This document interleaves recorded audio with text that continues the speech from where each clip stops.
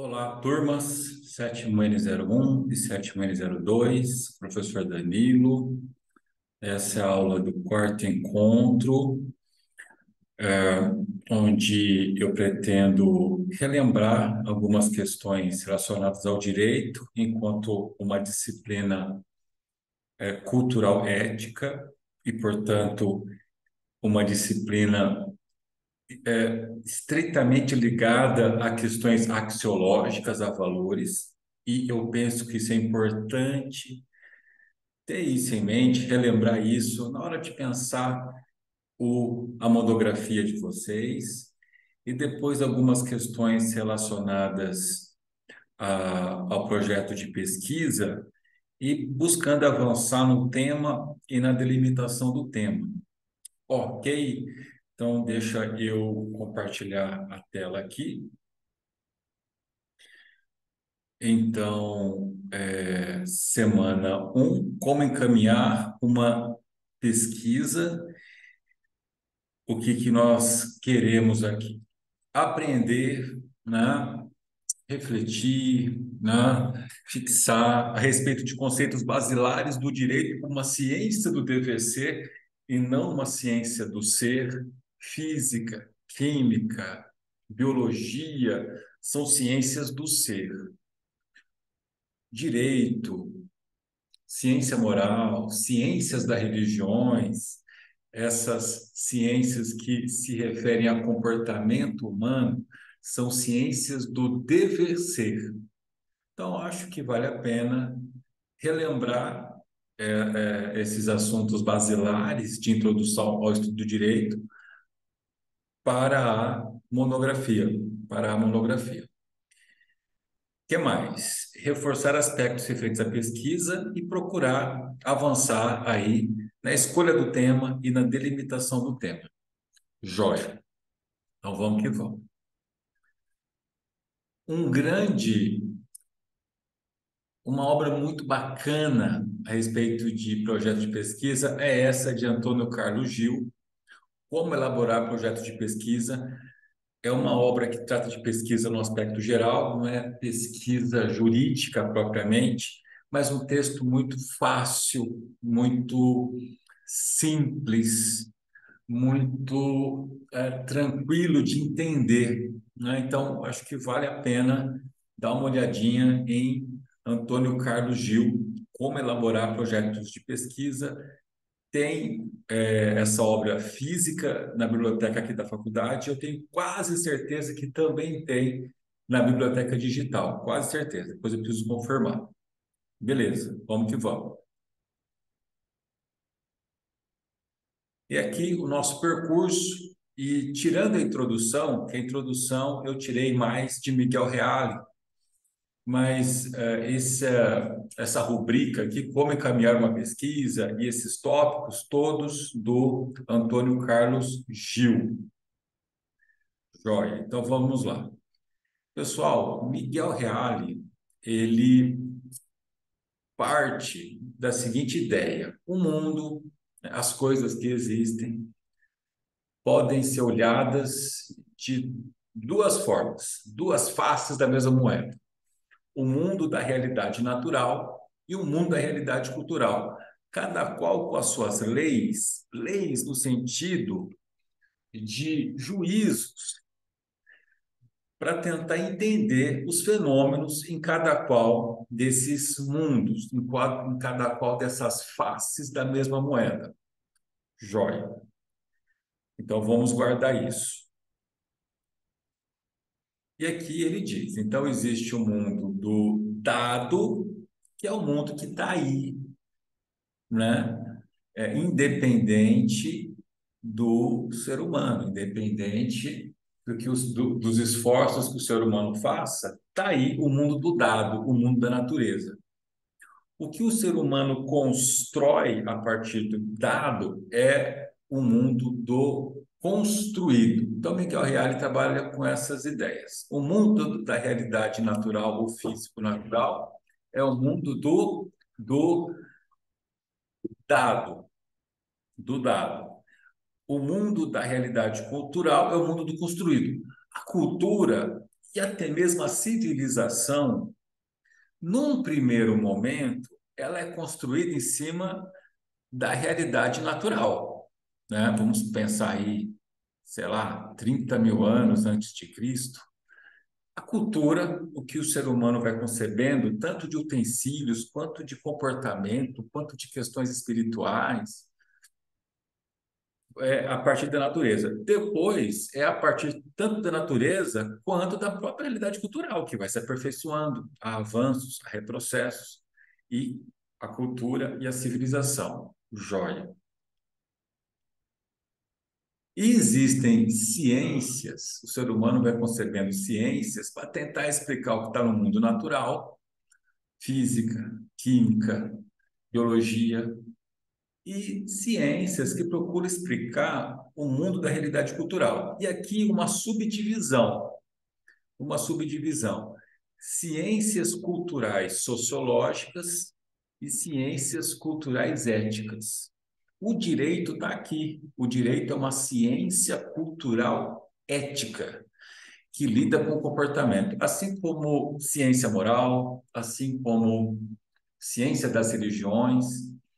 Então, os juízos aqui são juízos de valor e não juízos de realidade. Juízos de realidade vão estar aqui nas ciências culturais sociológicas, como história e sociologia, nas ciências do mundo natural, nas ciências naturais, física, química, biologia. E o que que isso implica?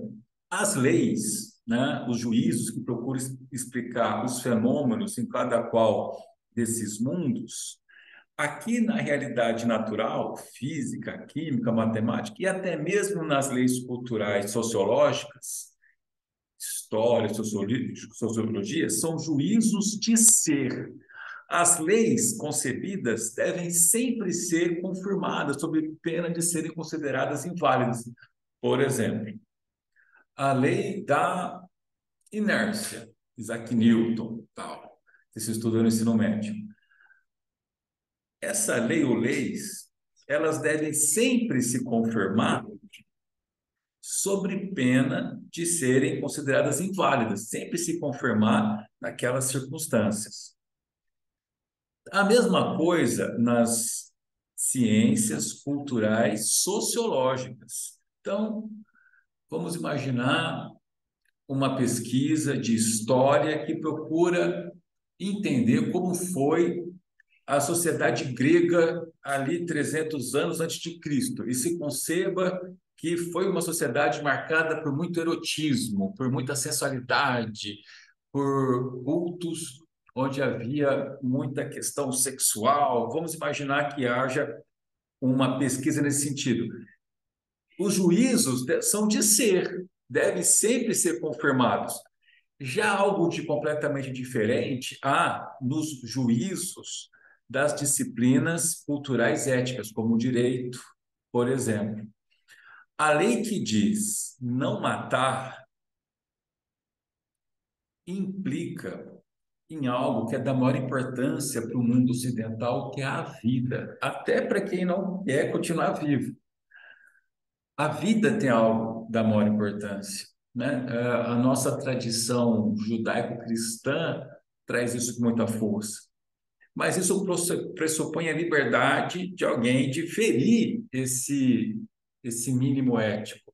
Mas não é por isso que a lei que diz não matar está inválida. É aí que ela brilha mais, porque a sociedade exige uma resposta, uma punição para quem violou esse preceito ético tão importante. A lei que protege a dignidade sexual faz parte da nossa essência, da nossa história. A gente pensa ali nas leis de Moisés, 1500 anos antes de Cristo, com consequências severíssimas para o estuprador, né? Pena capital e tal. Isso está na nossa cultura de maneira muito forte. Tem um viés não só de valor, mas de imperatividade. Miguel Reale diz isso nesse texto aqui em especial. Olha lá. As leis éticas, as leis culturais éticas, o direito daqui, Ou melhor, as normas éticas não envolvem apenas um juízo de valor sobre os comportamentos humanos, mas culminam na escolha de uma diretriz considerada obrigatória numa coletividade, numa tomada de posição axiológica que resulta na imperatividade da via escolhida. Não é uma simples escolha valorativa, não. Isso tem a ver com a nossa essência. E o mundo ocidental chegou no mínimo ético. Chegou no mínimo ético. Por exemplo, ou assim, a Declaração Universal dos Direitos Humanos representa o mínimo ético. Por exemplo, o artigo 1º: todos os seres humanos nascem livres e iguais em dignidade e em direitos, dotados de razão e consciência, devem agir uns para com os outros em espírito de fraternidade. Interessante. Esse texto invoca liberdade, igualdade, fraternidade, a essência dos direitos humanos, dialogando com o lema da Revolução Francesa, e também fala em dignidade, que o superprincípio, né, após os horrores da Segunda Guerra Mundial. E o trabalho de vocês não pode contrariar esse mínimo ético, né? O trabalho de vocês, por ser um trabalho dentro de uma ciência cultural ética, necessariamente implicará em questões axiológicas, valorativas. Então, eu já trabalhei em sala de aula o seguinte: por exemplo, a responsabilidade para abandono afetivo. Há decisões tanto favoráveis quanto não favoráveis. Ao condenar por danos morais o pai ou a mãe que até pagou pensão, mas não foi presente na vida do filho. Ok, isso violando o dever de cuidado. Vocês podem, no TCC de vocês, optar por defender uma dessas posições, favorável ou não, fazendo uma apreciação valorativa dessa situação. Um texto muito interessante de Fábio Conde Comparato. Fábio Conde Comparato diz o seguinte: hoje é universalmente admitido que os princípios éticos são normas axiológicas, valores, que, como tais, não podem ser apreendidas unicamente pelo raciocínio.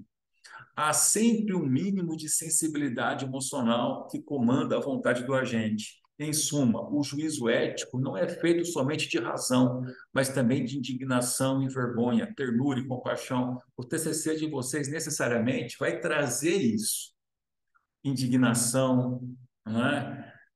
Ternura, compaixão, a depender normalmente de temas relacionados a direito de família, discriminação racial, direitos humanos em si, isso vai aflorar. Ok? Então, isso é importante a gente ter em mente. Vocês podem procurar fazer um TCC para contribuir na tomada de uma posição perante os tribunais. Eu quero que o STJ, que o STF decida de tal forma. Dona Santana, gratidão, obrigado.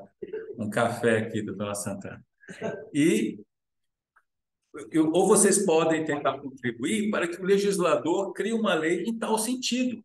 Vocês vão ter uma tomada de valor, uma tomada de posição valorativa em determinado sentido. O TCC de vocês deverá ter essa característica. Joia? E no mais, pessoal, aqui fala algumas questões relacionadas a qualidades pessoais do pesquisador. Por que elaborar um projeto de pesquisa? Porque o projeto de pesquisa traz o passo a passo, né, os elementos necessários para a pesquisa em si, para o relatório em si, para a monografia em si. Agora vocês vão fazer o projeto de pesquisa e o primeiro capítulo, nesse período. No próximo período, o relatório em si, ou seja, a monografia em si, concretizando o projeto de pesquisa e a defesa. E nós temos, lá no plano de ensino, o modelo, né, o esquema do projeto de pesquisa que o curso de Direito da Faculdade Evangélica de Uberaba usa. Pessoal, eu vou parar por aqui. Em sala de aula, a gente conversa melhor e eu já avancei com 7-1, o tema e a delimitação do tema. Com 7-2 fica para a próxima aula com tete a tete. E é isso. Um grande abraço a todos. Até mais.